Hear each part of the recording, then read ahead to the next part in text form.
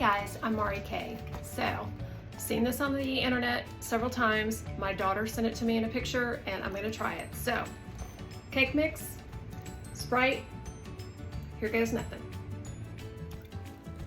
Here we go. 1 cake mix, 1 12-ounce can of Sprite.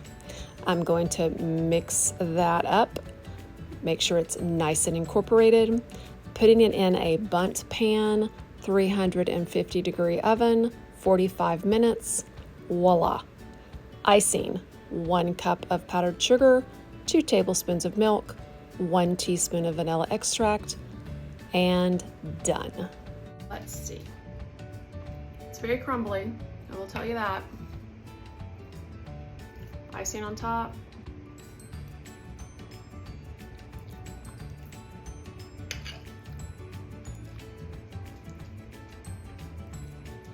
You know,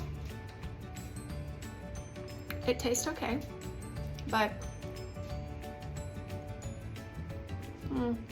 sorry guys, it is not a game changer. But hey, I tried it.